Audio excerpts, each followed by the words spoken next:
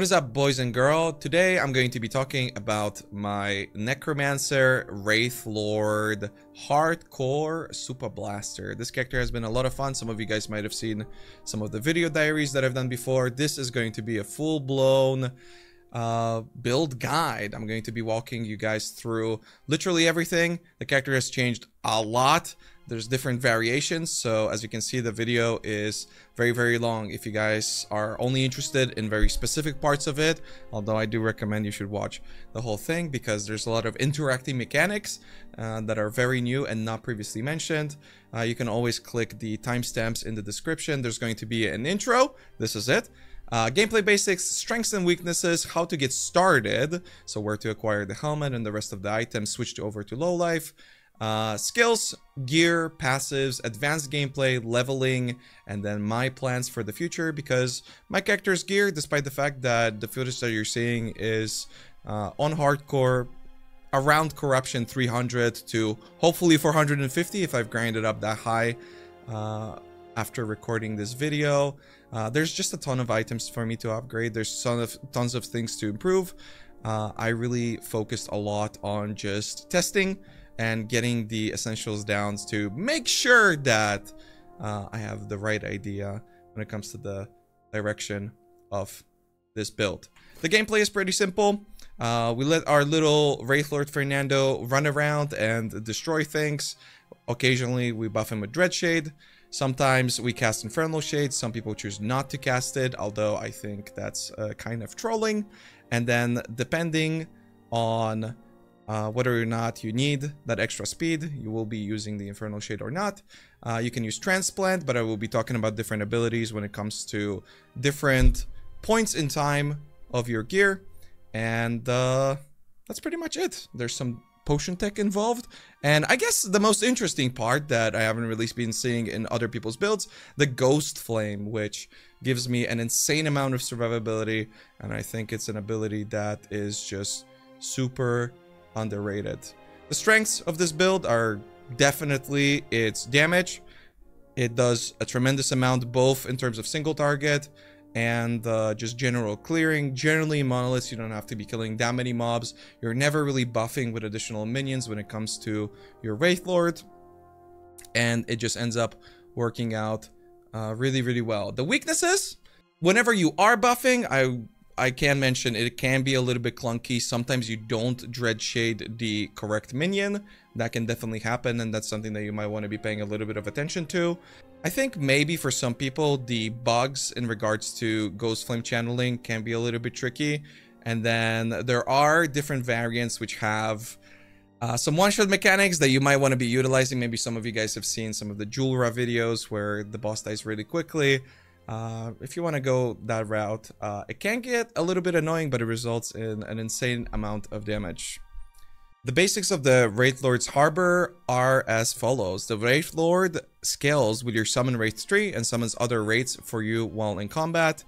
This is very important because he actually scales himself with the tree. It's not just the Wraiths that you have, but they are affected. And this is important in the way that we are trying to limit the amount of Wraiths that we have so that he summons them as little as possible and shoots as many beams as possible. And the second part is very important, and there is many mechanics in regards to this. While at max raise, the Wraithlord casts necrotic beams and regularly consumes all your non-Wraith minions to empower itself, gaining temporary maximum health equal to 10% of their maximum health and 10 spell damage for 10 seconds.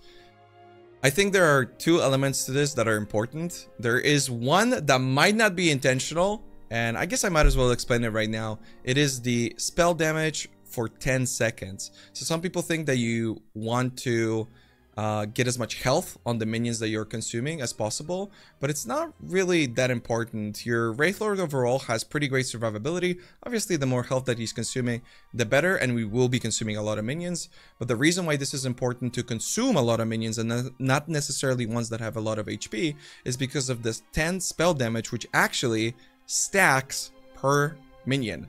I am not sure if this is intended.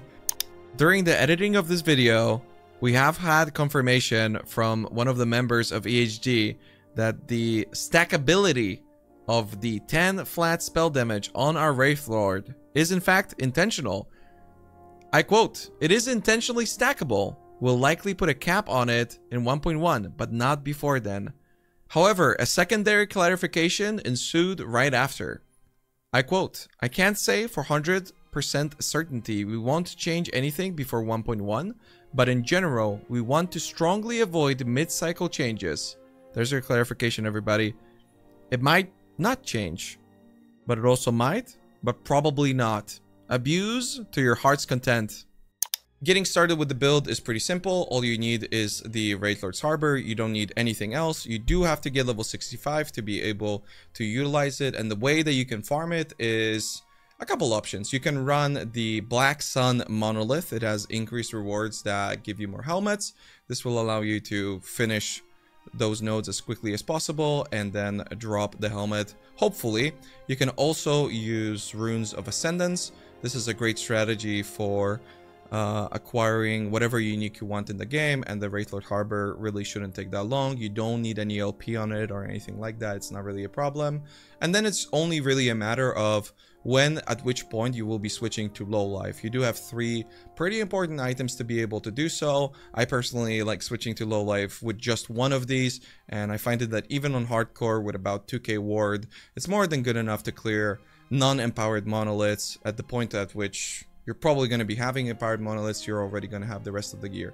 So that's Exsanguinous, Last Step, and also a experimental base of gloves. I would personally start with the last steps as they're the easiest to farm. All you gotta do is go to Blood, Frost, and Death, kill the boss, and he's got a 50% chance to drop the boots. You can modify this drop rate with different glyphs that you might want to get access to, ones that increase the chance of dropping the boots. Fortunately, the Exsanguinous chest piece also has a higher chance for the same reason to drop from the Blood, Frost, and Death, because the same as the Wraithlord helmet drops in Black Sun from the nodes, Exsanguinous drops from over there. And then when it comes to gloves, you just gotta kill mages. I think they're called exiled mages, you know, it's the caches with the guys. It's very simple to acquire these items. When it comes to the abilities, you're going to have 3 different variants. This will be heavily tied to the gear, and I'll try and explain how to do these things. But keep in mind that there are different stages of the build at which you're going to be using different abilities, and depending on the gear that you have, you're going to be incrementally improving your character, which is kind of unusual in Last Epoch. Generally, you just kind of have a set skill and you use those, but not for this build. You can always change things up a little bit and make the build ever so faster. So we're going to kick things off with the one steady factor. This is going to be our Summon Wraith ability. Recently buffed, and like mentioned previously, this absolutely affects our big boy, so we're trying to get as much damage as possible. But most importantly, we're getting these travel nodes to get to Spirit Twins. This limits the amount of wraiths that we have to only 2, meaning that we never really have to spend a whole lot of time summoning them. Sequel of Avarice is incredible, gives us a lot of damage, a lot of health, pretty self-explanatory. One of the biggest things within this build is obviously the flat damage that we are getting from consuming minions, but any source of this will increase your damage a lot.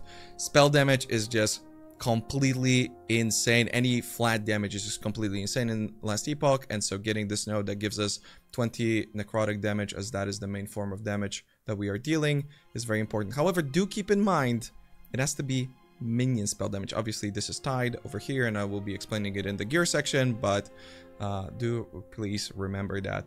Necrotic Hunger, these points are just leftover, but the Leech obviously helps. Leech is very important for the build, as we are systematically killing our little Fernando, and he's fighting back against it.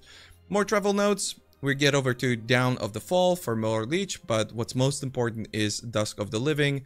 This gives us 90% crit, and it just improves our damage so much. Another not changing factor is going to be the Dread Shade, an ability that every summoner build uses, seemingly. Very important stuff, and pretty straightforward. We pick up All for One. This makes it so that the ability is no longer an aura, but we have 40% more damage. Then we get Egoism. This is going to allow us to always crit, so we don't have to invest into any crit. We can fully focus on damage, but it does put our ability on an 18-second cooldown, which is the thing that I talked about in the intro. It does make it tricky sometimes if you cast your Dread Shade on the wrong minion. you're gonna have a big cooldown. If your Fernando dies, that's 18 seconds of you possibly not being able to do anything. So this is one of the big downsides, and you're gonna have to play around this pretty heavily. We've got Lone Watcher. No longer this drains life. The duration is increased by 100%, which means that the duration of our Dread Shade is, I believe, 38 seconds, I think. And the maximum Dread Shades is 1, but we're only buffing 1 minion, so this is very valuable. We take Blind Fury, which doesn't do anything for us. This blinds our Fernando, which means that he has a lower crit chance, but we always crit, not an issue. And then aims erratically, but this is also not a problem. He always aims and hits 3 enemies, which is limiting in AoE, which is why nodes such as this one that give us 40% cast speed are so impactful. 24% more cast speed, super valuable. And then Grim Fate, a node that gives us 60% damage, but it does increase the health decay by 100%, meaning that, well, okay, this node does affect it because the health decay scales the amount of damage that our Fernando now receives. If you read Lone Watcher, it says increases to health drain from this tree, instead increase damage taken by the minion, which means that this node does give us 60% more damage. The area doesn't do anything, but now our Fernando takes double damage, which is kind of meaningful with the next ability that never really changes. This is going to be Infernal Shade. We use this to buff him up. This is a permanent uptime. Devouring Flames is the first thing that we're going to be picking up after the travel points. This allows us to attach the Infernal Flame onto our minions. This is also something that you're going to have to click onto the Wraithlord, which can be sometimes a little bit annoying, but for the most part, not so much. Haste minions, optional. Honestly, we're going to be teleporting around a lot. One of the big downsides on the Wraithlord is that he is very dumb. Probably one of the dumbest minions. He spins around a lot, and so it's going to be very important that he doesn't do that, and we're going to accomplish that by teleporting him around. But potentially sometimes the speed does help. Then we've got Subjugation. This node is so much better than it used to be because it used to scale damage infinitely, and unfortunately we have to pick it up for the next buffs. But now it only goes up to 180%, which means that you will not be needing to recast your Infernal Shade whatsoever, which means that it scales really well with Soulfire. This makes it so that it's an infinite duration, and the main reason why we are using Infernal Shade in the first place is Manic Pyre. This is going to make it so that we will be getting 72% max speed on our minion, which again, increasing the speed is just so valuable when it comes to damage and the clear. Unfortunately, that's going to be it when it comes to this tree. You can see that I'm specialized into other nodes. There's slow, there's a travel node, and there's a little bit of cast speed. These nodes are not good. They're terrible, but there's really nothing else that we can get. You might want to get Corrosion, which is actually very valuable because you can still cast Infernal Shade onto your other Wraiths, which will give you a lot of Shred. I did build the character in a way that allows you to get very optimal amounts of Shred, but more is always better, really, when it comes to this, all the way up to like 100 stacks. However, if you ever want to experiment with it, Bloodshade, this node makes the most bizarre sound you could ever think of, and I don't think they're going to be changing it anytime soon. I don't even recommend that you try it, if I'm being for real. It's the worst sound, and I will not be showcasing it in this video. But hey, if you want to hear it, do it at your own risk. And now, we have the optional abilities that you will eventually specialize into, because it's sort of kind of difficult to do so. And as you can see, I have Transplant on my bar. So, the first one, Ghostflame. This is very powerful. With Wraith form, we get dodge rating per intelligence while channeling. This is 40 flat, and more dodge rating while channeling, 100%. So to utilize this, we're always channeling. But you might be thinking dodge is not that good, but armor is. The dodge rating is converted into armor. This is just outstanding. Then we get Spectral Menace. This gives us a lot of ward regeneration and also reduces the mana cost. So very valuable because we pick up Domain of Agony, which is not that important, it's a travel point. And then we get into Spirit of Dread. This allows me to move around while channeling this ability, and paired up with Doom Surge gives us a lot of speed. This is, as you can see, the thing that makes me zoom around at such high speeds while doing monoliths. And it's pretty unusual for a Necromancer because generally Necromancers are known to be a little bit slower and very dependent on Transplant, but not in regards to this character whatsoever.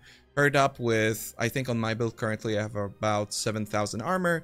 This is just an insane amount of mobility, survivability, and then you also can pick up Dread Furnace, which ignites, but this is mostly travel, to get to Disdain. This means that whenever we ignite or apply Damned with this node, we will be receiving 30% less damage from that mob while channeling. This whole tree, in my opinion, is insane.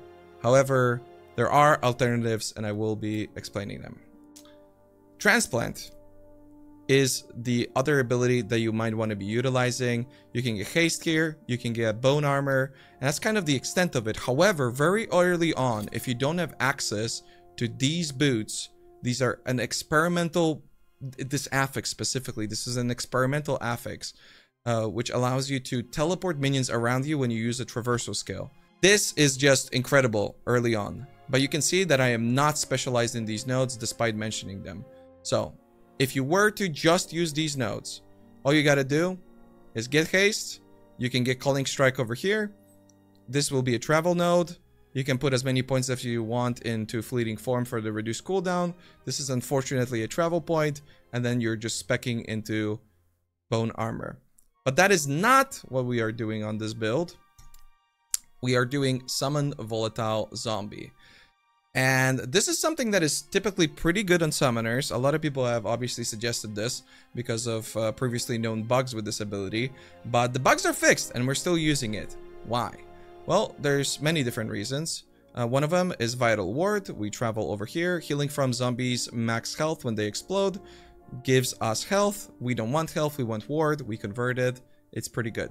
Then we've got Fervor and Ferocious Horde. Use these to travel over to Shepherd of Thralls. This makes it so that when your zombies die, you spawn skeletons. Continuing Forceful Commander, Daunting Blast, and we're getting into the good stuff, Dreadful Horde. This lets us cast 5 zombies all at the same time. These zombies, then when they die, turn into skeletons. However, also with the power of Vile Force, each zombie will then spawn 2 parasites. And why do we want to do all of this stuff? Well, like mentioned previously, the Wraithlord's second ability when it consumes minions stacks. So we can use all of these different sources of minions to create just an infinitely stronger Fernando. And the reason why I'm saying infinitely is because you can pair this up with a Volatile Zombie Summon on Potion Use mod, which actually affects your zombies. So you can see that my belt is very weak because I'm just trying to showcase it. Hopefully I'm going to get a better belt in the future. But whenever I do use this ability, it spawns zombies. Whenever I use my potion, excuse me, it does spawn zombies. And these zombies benefit from every single thing that you have on this tree, which I haven't even finished talking about. And then you spawn your guy. He consumes that, then he consumes the skeletons and the parasites, and boom, you're doing 3 times the amount of damage. Also on bosses, I actually stop using Transplant because I use Transplant for moving around different monoliths. You can just use the ability, spawn the zombies, and you've got another source of another 15 minions. It's just...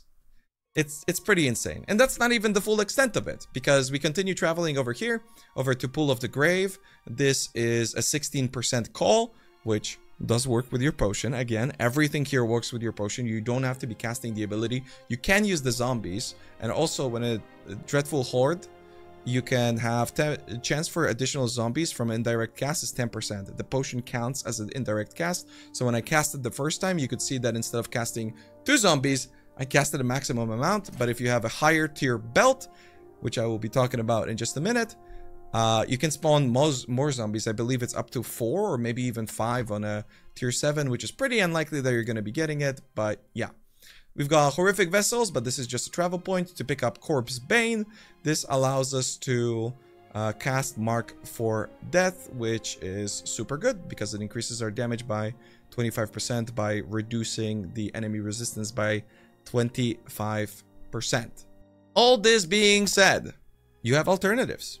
Other abilities that you might want to consider on this build is going to be Bone Curse. This is something that some of the software players might be utilizing because Bone Prison counts as a minion. You can also use this for Mark, and you can use Ossify to increase the amount of HP that your Fernando gets. You can use Shattered Prison to make it a little bit more comfortable, but this does reduce the amount of minions that you're getting. You can also pick up Defiled Defenses. This makes it so that you have another 100% Shred, which you're always hitting something with 3 minions. You can then travel up to Iron Maiden, pick up Brittle Bones. This is a 12% call.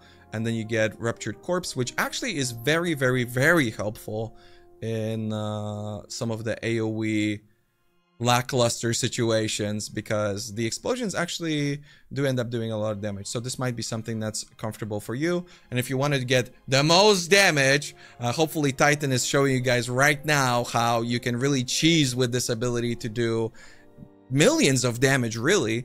Yeah, be sure to use it. There's absolutely no problem combining it with whatever you want on this build. Another possibility that you might want to go for in regards to creating additional minions, if you do not want to specialize in Transplant, in which you can take Simulacrum for the extra spawning minion if you want a permanent 10%, is going to be a permanent 10 flat damage, is going to be Summon Skeletal Mage.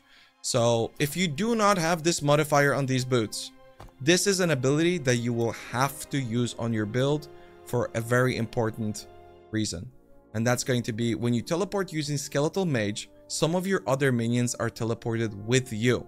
This means that you are teleporting your Wraiths. So if you constantly find yourself in a situation where your Wraithlord is running around in circles, not hitting enemies, you're not able to control it, even if you command it to attack, he doesn't listen, because this happens a lot. He, like I mentioned, he's not very smart. This is the cheapest and the easiest way to interrupt it. However, the biggest problem with this is that there's really nothing else on this tree that you benefit from. Yeah, you can give him a little bit extra HP by picking up these nodes, but really it's just travel nodes that don't benefit anything else, which is why the affix on the boots is so important, because it allows you to get rid of this ability altogether and replace it with Transplant or the zombies, depending on how you want to run it. For me personally, initially, my abilities were Dreadshade, Infernal Shade, then the Wraiths, at which point I was using Summon Skeletal Mage because it shares the cooldown with Transplant, and then Bone Curse. Eventually, I managed to get the boots.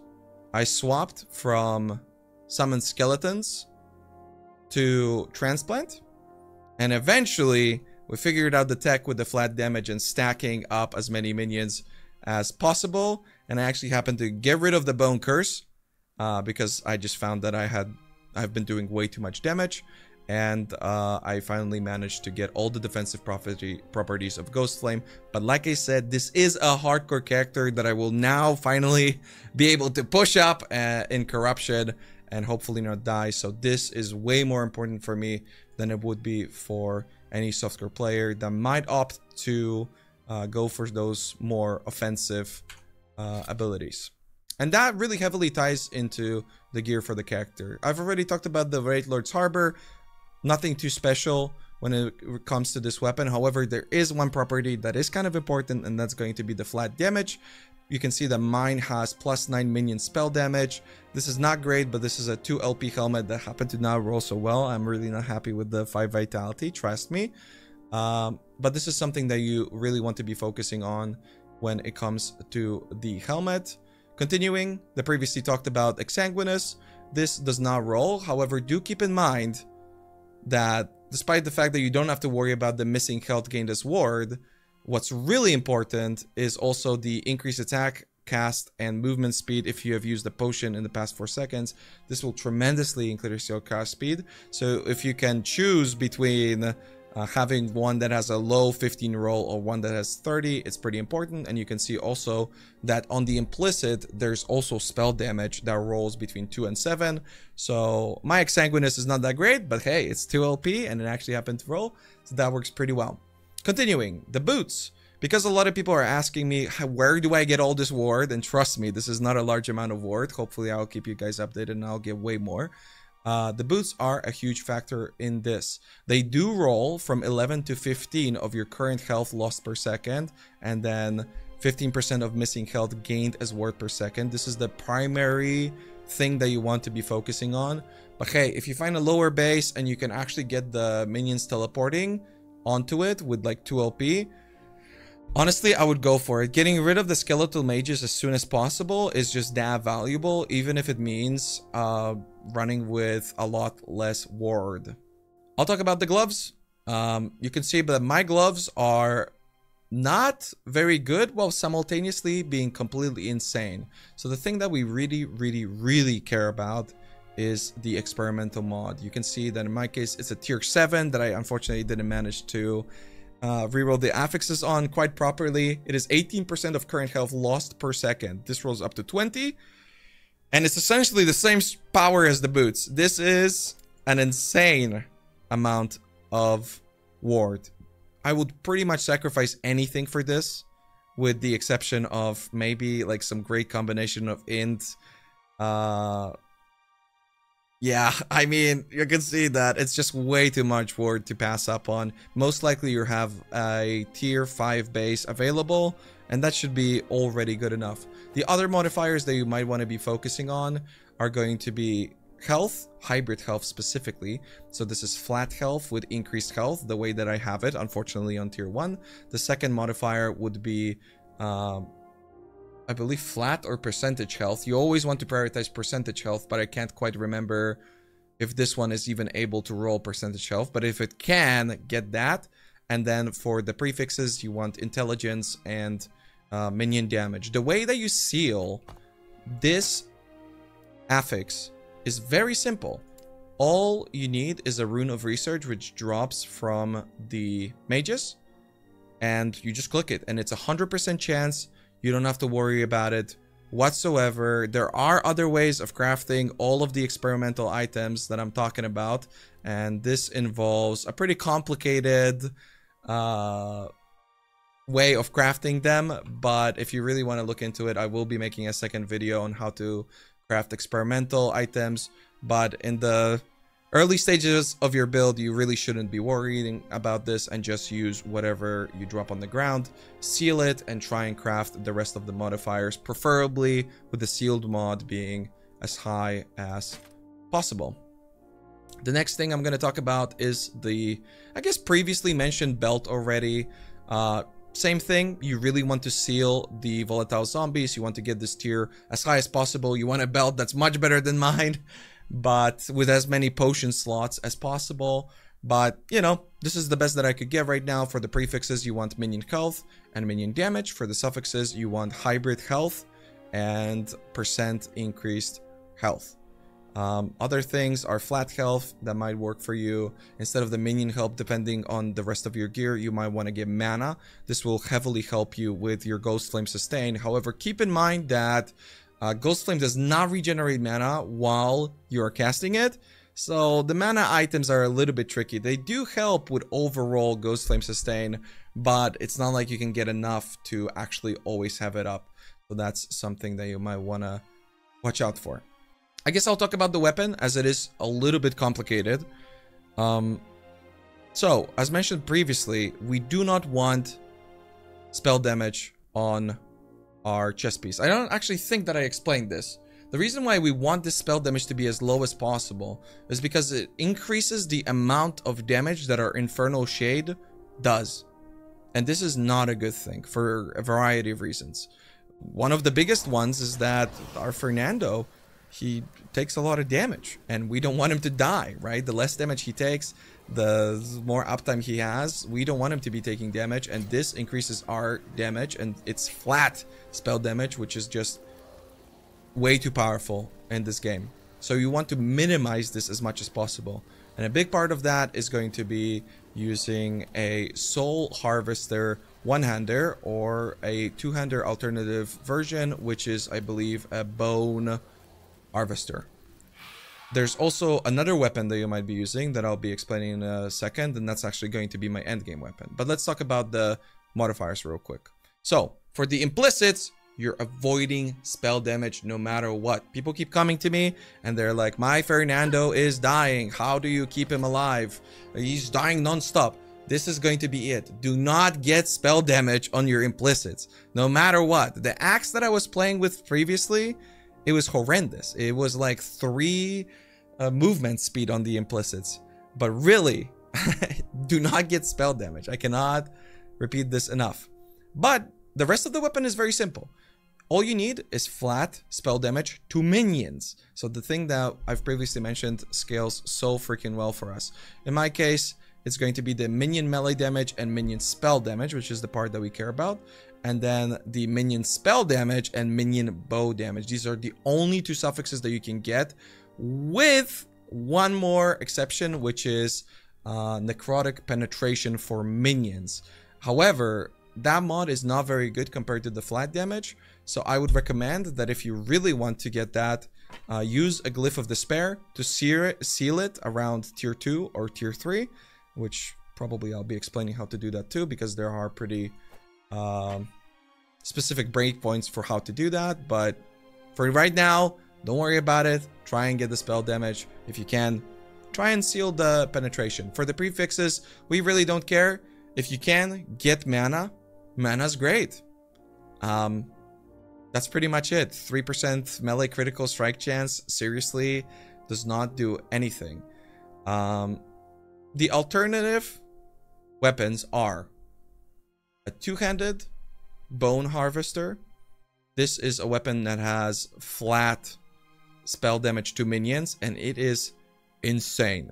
I mean, the amount of damage that you can get on the suffixes is just ridiculous. And then the implicit goes up to 29% necrotic penetration for minions. It's crazy. If you really want to do the most damage that you possibly could, that's the way to go for it. But however, I mean, even on softcore, seriously, I wouldn't really recommend it. I think my endgame setup and the best weapon that you can possibly use is a Chronostasis. This weapon can get legendary potential, so it's very good. It's got ward per second, and it's got built-in intelligence, which is very unusual on a weapon, and we seriously are prioritizing intelligence when it comes to our gear. And in the long run, I really want to get one, but they're kind of tough to get. So for right now, we have to settle with the Soul Harvester. For the offhand, there is a variety of options. You can go for different ones that have minion life and int and minion damage, or you can go for an opulent focus, which I think is the biggest bang for your buck. You can see that mine is not very good yet again. You really want to focus on the implicits. As you can see, they roll really heavily. So if you can get good implicits, that's already going to be half of the battle. For the prefixes, you want minion health, and I believe minion damage or int. I actually can't remember which one it is. I think it's int. And then for the suffixes, you cannot get life modifiers here. So you really want ward per second. And this is kind of complicated when it comes to suffixes. You have a few different ways of approaching this. So you cannot get crit avoidance, which is something that's going to be important.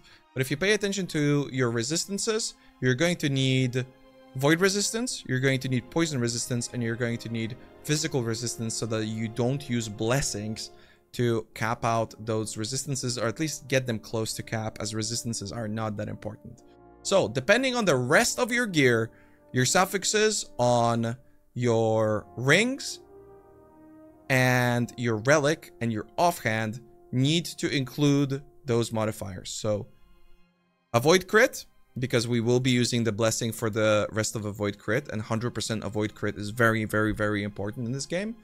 Maybe all resistance on one of these, poison resistance, and then physical or void resistance. Again, this is seriously dependent on the rest of your gear. It's seriously dependent on your idols. This is just something that you're going to have to figure out. You can see that I don't have it figured out quite yet. I'm using the void blessing.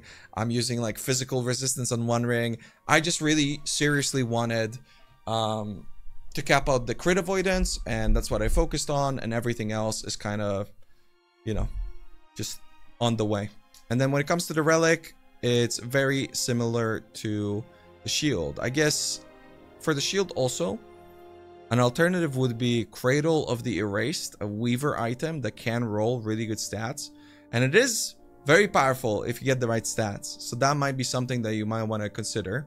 I haven't been able to find one that was quite good enough. So try and keep that in mind.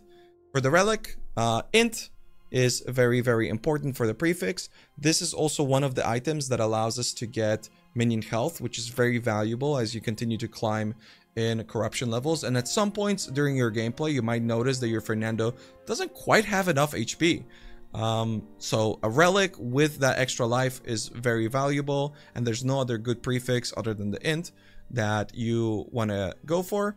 And then for the suffixes, we're getting double health. Oh, excuse me, no, it's health and then one of the previously mentioned combination of suffixes that we just talked about.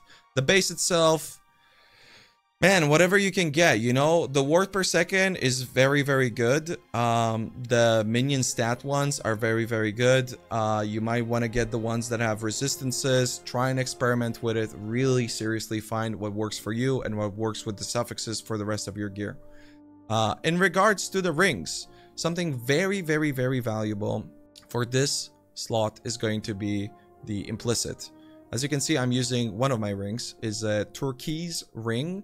This gives us up to 35% crit multiplier, 35 minion health, and 35 minion damage.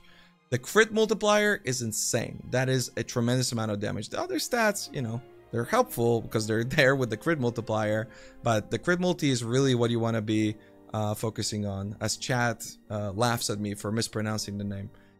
For the prefixes, you want minion damage and int. For the suffixes, you want one of the previously mentioned suffixes and health. It's really just that simple. So both rings are not going to be the same, unfortunately, because one of the things that is important is that on none of your other gear pieces you can get the crit avoidance if you want optimal stats. So one of your rings is going to have crit avoidance. In my case, it's this ring, which unfortunately isn't the correct base, but it does help out my build a little bit. And then you want to be getting minion damage and intelligence. I have minion health, unfortunately, but it's the best that I've got. And then the crit avoidance, it doesn't have to be this higher overall, because if you get the blessing, it goes all the way up to 70. Mine's 69, the sexy number. So you don't actually have to get it all the way up. It doesn't have to be exalted like mine whatsoever. You can maybe fracture it. That's a pretty good thing that you might want to go for. And then we're just getting HP. Again, any amount of HP that we're getting scales our ward. Really good stuff. You've got the Amulet. The Amulet is kind of important of a slot too. For the prefixes, you can only really use minion damage and minion health. This is one of those mandatory minion health pieces that you're going to be utilizing. And then for the suffixes, you can use the health mod, the flat health.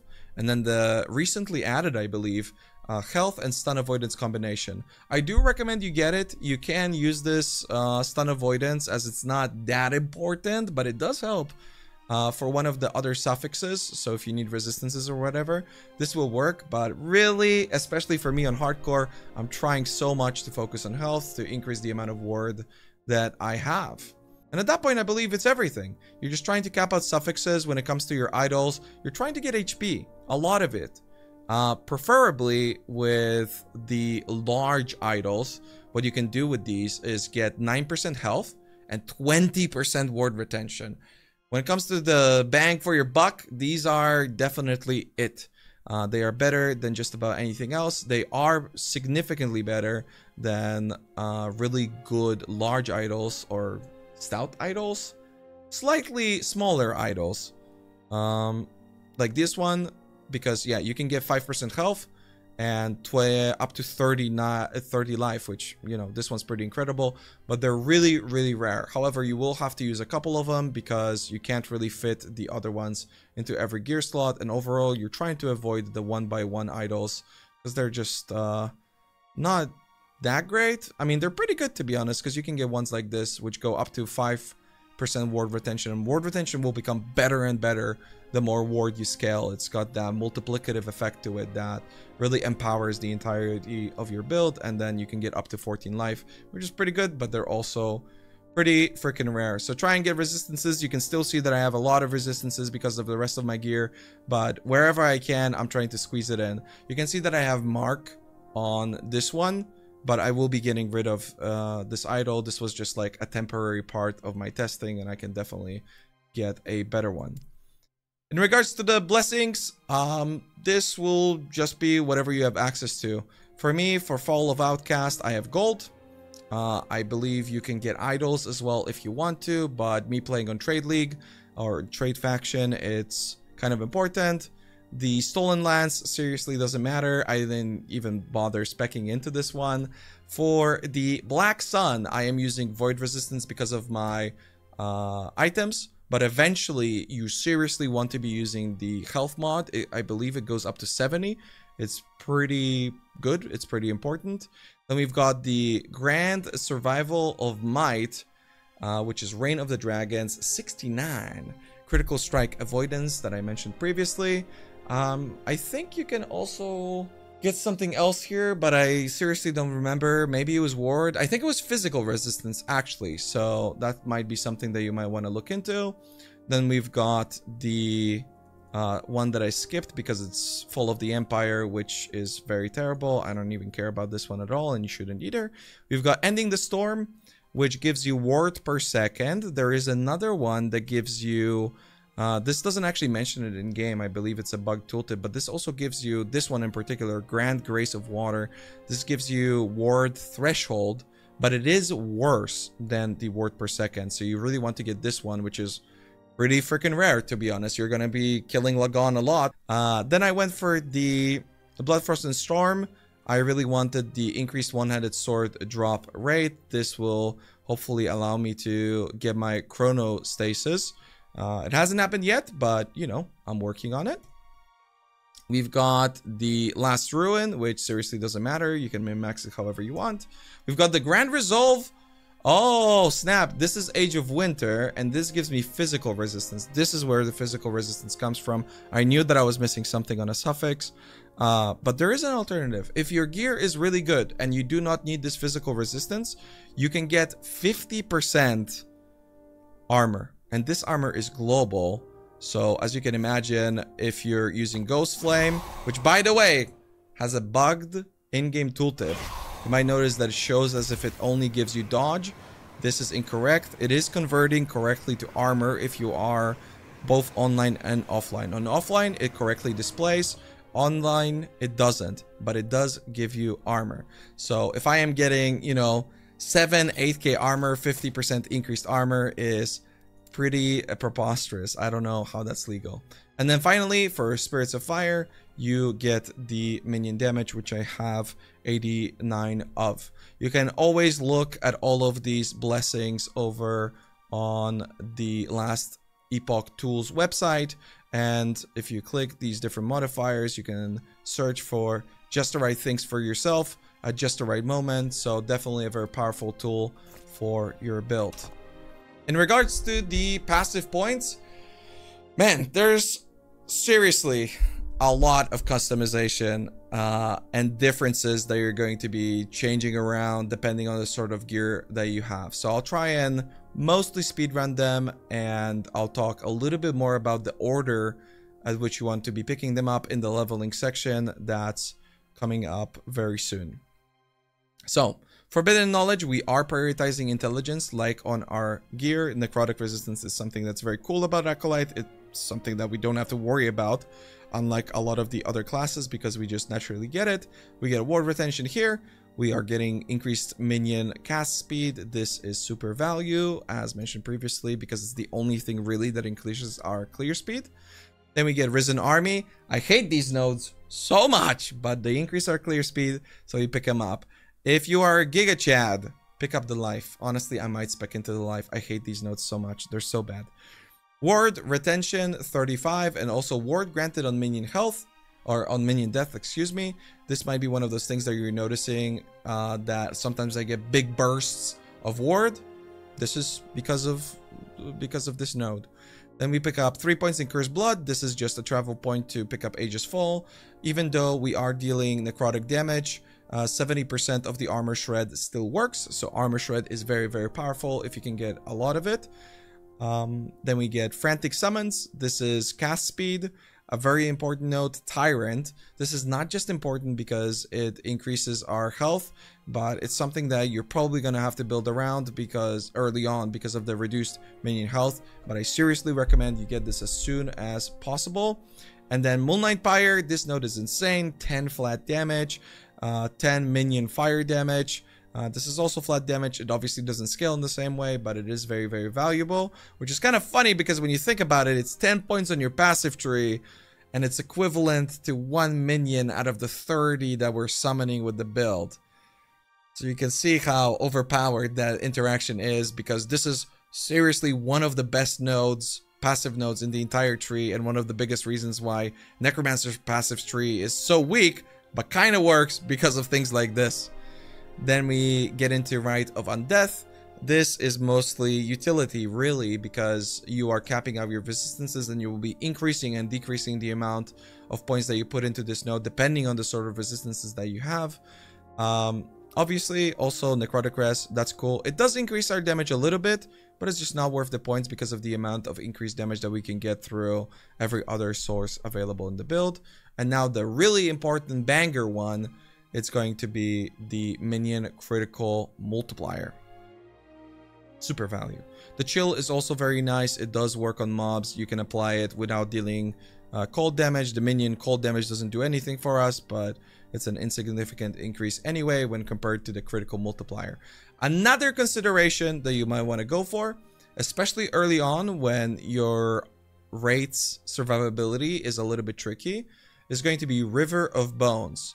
As you can see, it's connected to Heresy. This gives us intelligence, but we cannot spec back. You cannot put points back. You can only put them forward. So that means that you would have to put 3 points into River of Bones to have access to Heresy, which kind of sucks. But early on, River of Bones is very good. It increases the amount of leech that you're getting tremendously. So if you are having any survivability problems, seriously, put at least 1 point into this node. I'm probably going to be doing that almost immediately after this video and unspecking Risen Army. You know what? I've grown up to this. I'm going to remove a point here and add a point here. Okay, maybe not here. Maybe like here. Yeah, I'm probably going to remove this. I mean, let's be honest. And then we've got Lich. This is just kind of filler. I mean, it's 10 intelligence, it's super duper valuable, but these are probably going to be some of the last points that you're going to be putting into your build because you need all the other stuff for your utility. The mana regen is very helpful when it comes to your Ghostflame ability, which means that to get this ability in the first place, we have to put points into Warlock, but these are very, very efficient. Warlock passive tree is very good. We get the increased health here. This is just travel points. We have to pick these up. Unfortunately, increased damage over time increases the amount of damage that we do with Infernal Shade, so it's not good, but we got to take these.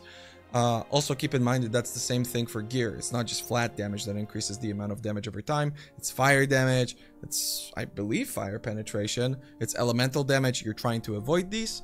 Then we've got 8 points into Occultist Mind. This is super good because it gives us a little bit more mana, actually significantly more mana, depending on the amount of intelligence that you have. And I also put 5 points into Ward of Malevolence. This gives us Ward Threshold Decay, not that important. Ward Gain on Kill, not that important. We're never killing anything. It's our Fernando doing so. But then we've got Ward per second per 2 intelligence while channeling +5. This is super good. I mean, this is insane. I don't know if it's 5 points insane. Maybe it's 1 point insane. But it's super insane for me because I have almost 100 intelligence. I believe that's everything in regards to the passives. You're really going to have to mess around with these and see where it takes you. This is what I landed on right now. But as you can hear, I am seriously considering switching this up on almost an hourly basis.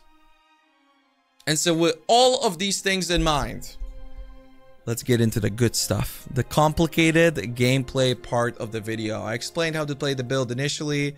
You're maybe already playing it right now. What's the big deal? You summon the Fernando. You give him Dreadshade. You give him Infernal Shade. And now he's blasting after summoning 2 minions. Not super complicated. In the meanwhile, You're running around with the Ghostflame being absolutely immortal Giga Chad. And that's mostly what you're doing. However, the other thing is going to be the zombies. For whatever reason, I don't have potions. I mean, I'll get them for you guys in just a second. But yeah, you can see we summon the zombies. He consumes them again. And now he is able to do significantly more damage for 10 seconds. And if you pair that up with the potions, which, you know what? Even though we have the broken servers, I'm going to attempt to showcase for you guys, because why not? And that's pretty much it. I mean, that's the advanced gameplay, guys.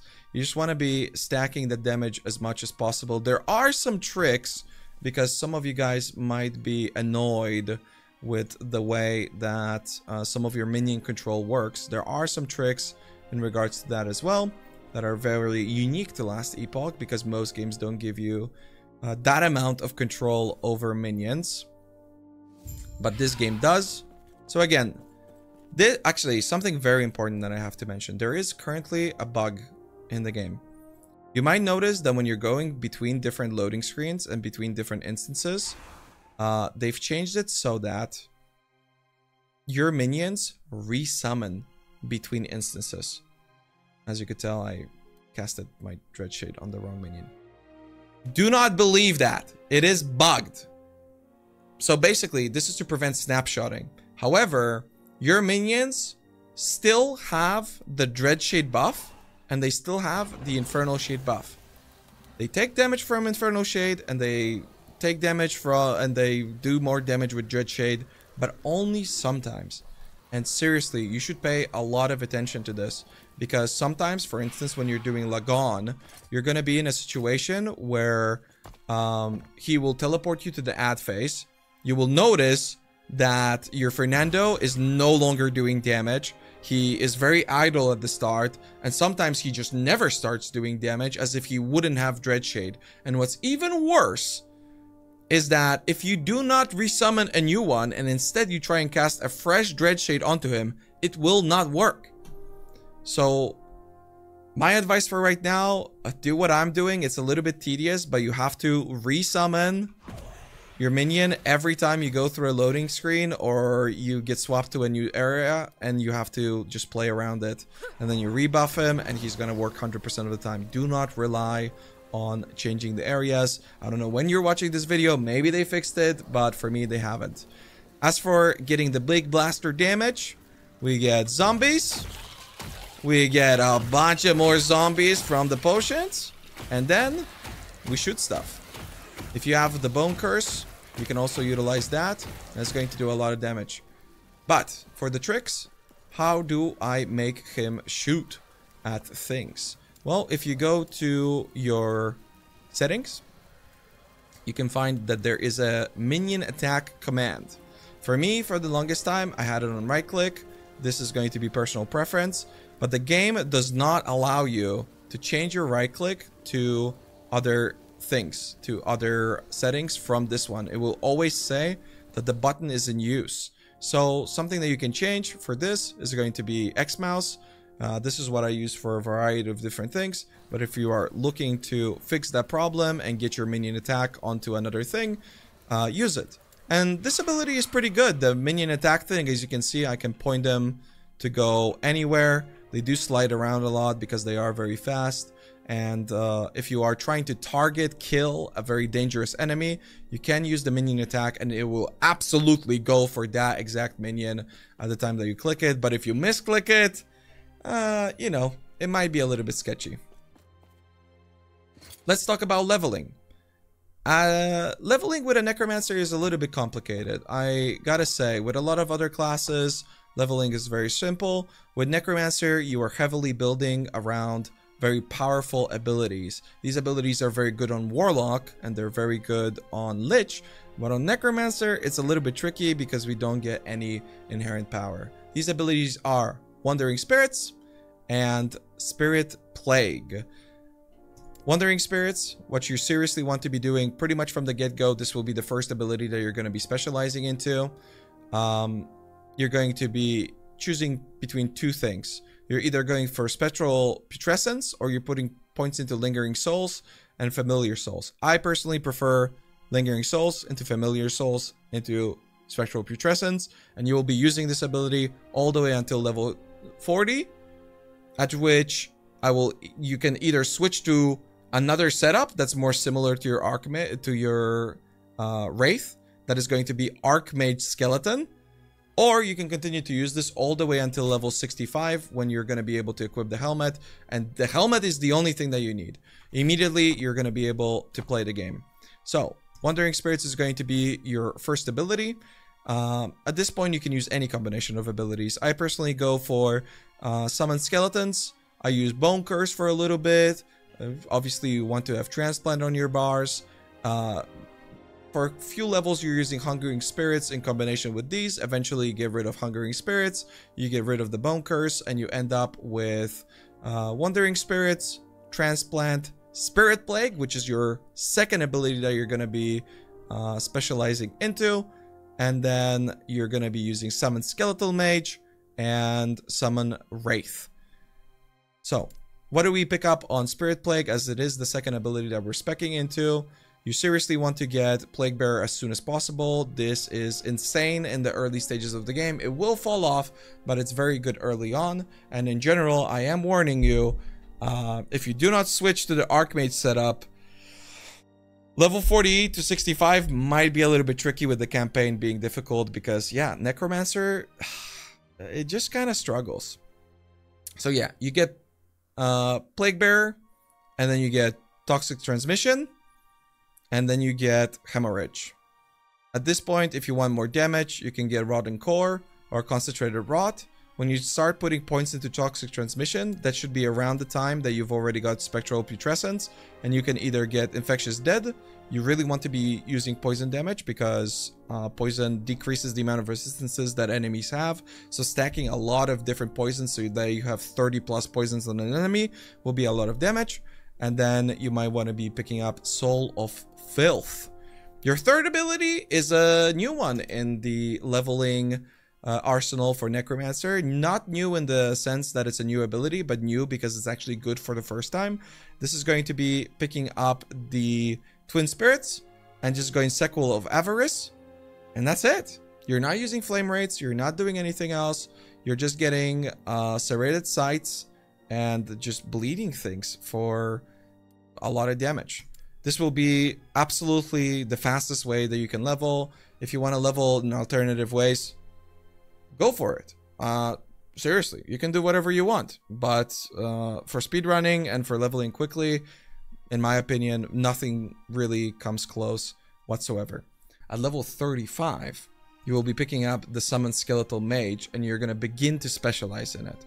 I seriously recommend picking up Splinter Dominion, and then you're traveling to the Grey Merchant, and then you're taking the Archmage eventually when you are level 40. So this will be a very close setup to what we're going to be using with our Wraithlord, right? So this is like kind of a precursor. So what you need to do at this level, you will have to have enough passive points into Necromancer to have access to Dreadshade. This really depends on the amount of additional quests that you are doing on your map. You can check them by seeing them in the bottom left at pretty much any time. I'm hovering over it, even though my camera is over it, but that's what you're gonna have to do. You have to make sure that no matter what, you have 20 points over here, because it's not gonna let you specialize anywhere else. And then you have Dreadshade. Level 40, we unspec Summon Wraith. We unspec either Wandering Spirits or Spirit Plague, up to you.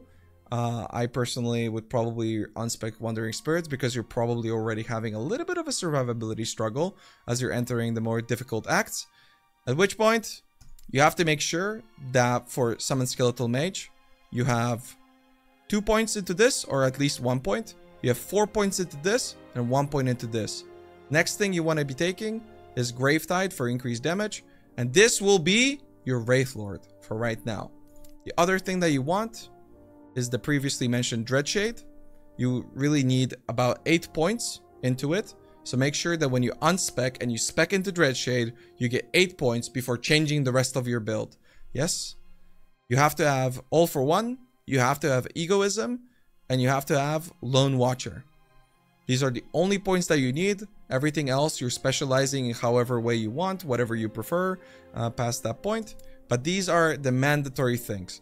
Once you have these points, And once you have the skeletal mage running and you're essentially treating him the exact same way that you would treat the Wraithlord, he's just a weaker version of it. This is the build that people used to play, the build that I league started with, but it turns out that the Wraithlord is simply better. You're doing all the same stuff. You're specializing into Infernal Shade. You're specializing into Bone Curse. If you really want to, you can specialize into Transplant. This will completely depend on you. And you are doing it all the way until level 65. And if you have changed your build to the Archmage setup, it should be very easy to swap over to the Wraithlord because you're already using all the same abilities that I explained previously. And your build just works. You're good to go. You're playing the build. Congrats. I think with that, hopefully I haven't forgotten anything. If you guys have more questions, there might be a part 2. I'm still going to continue to play the character despite being level 100 and everything. There's like a million things to improve in the future. As previously shown, my gear is nowhere near even remotely good.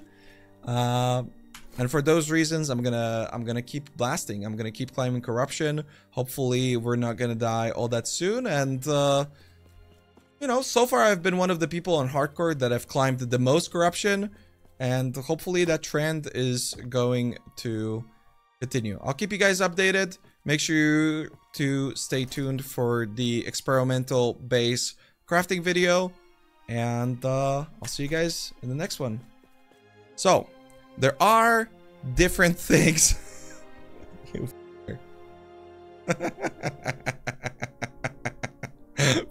Benji.